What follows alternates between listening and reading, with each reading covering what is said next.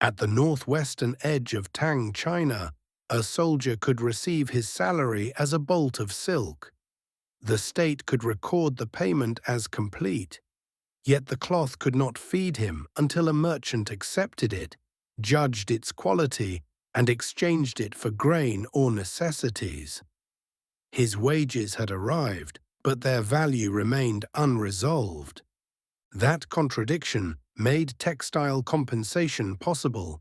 Silk could travel where copper coins were scarce, satisfy taxes, buy supplies, and reward service, but every payment depended on another transaction that had not yet happened. The state could deliver cloth. It could not guarantee what the next person would give for it. Before coins, before banks, belief ruled the world. Tang China did not rely on one form of money.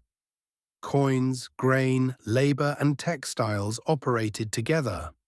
Under the tax structure known as zuyongdiao, households owed grain, labor, and cloth, while some labor duties could be commuted into textiles.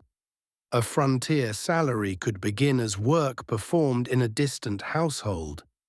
Silkworms had to be raised, cocoons processed, thread reeled, and fabric woven before an official could collect anything. The tax obligation converted household labor into material the state could count and redistribute. If conditions worsened, the obligation did not simply reset. The cloth was still expected because its future use had already been assigned. Payment at one end depended on production at the other. To make textiles administratively usable, authorities required recognized dimensions and categories. Specific lengths and widths allowed cloth to enter accounts, form shipments, and become compensation.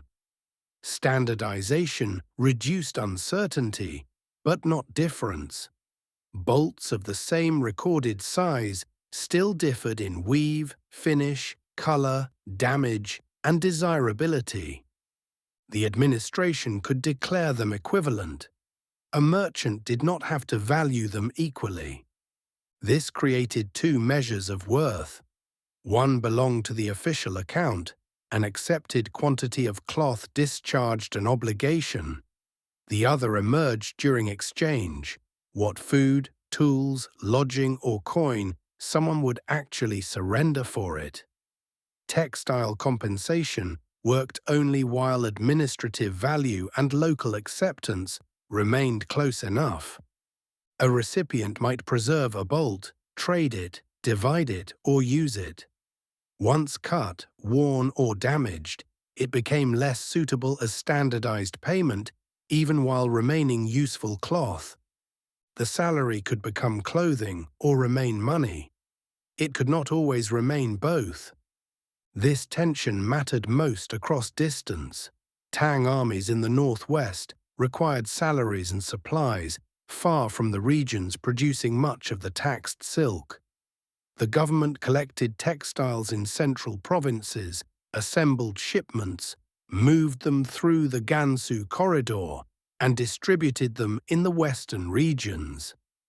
Soldiers were paid and provisions purchased with the cloth that arrived. A frontier bolt concealed a chain of dependence. Producers had to meet the standard. Collectors had to receive it. Officials had to record and pack it. Carriers had to move it. Storehouses had to protect it. Recipients then still needed markets willing to accept it. The salary depended on continued motion long before it reached the person being paid.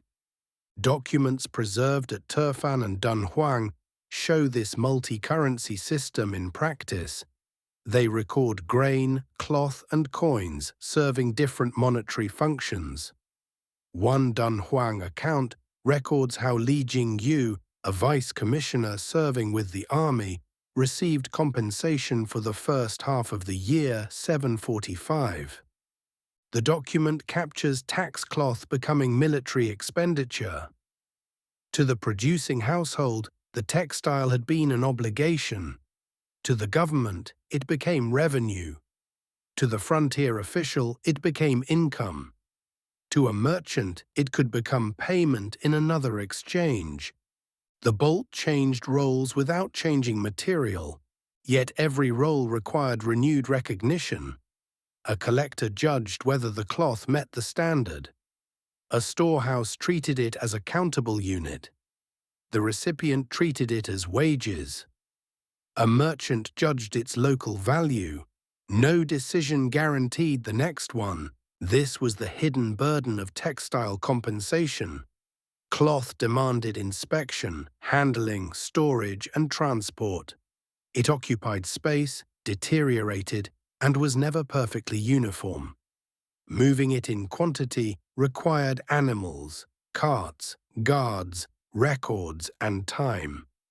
Distance did not cancel the obligation, it multiplied the points at which value could be delayed, reduced, or reinterpreted. For the recipient, official settlement was not practical settlement. If a merchant discounted the cloth because of its quality or condition, the state's account remained closed, while the recipient absorbed the difference. The soldier had been paid according to the ledger, yet part of his salary could disappear during conversion. The system transferred value, but it also transferred uncertainty. Silk was therefore more than barter and less than frictionless money. It was a useful commodity transformed into a fiscal instrument by measurement, taxation, transport, and authority. Its practical usefulness encouraged acceptance beyond government, while state redistribution reinforced acceptance across a large territory. But those sources of value were never identical. Government could specify acceptable tax cloth and the quantity to be issued. It could not determine every local price, preserve every shipment, or compel every later exchange on equal terms. As the system expanded, coordination had to increase simply to keep one recorded bolt recognizable as the same unit of value. Silk answered a shortage of coin by making payment depend on an empire. Textile compensation connected household production to administration, military power, and frontier markets. An obligation collected in one region could support people in another, yet its success carried the condition that limited it.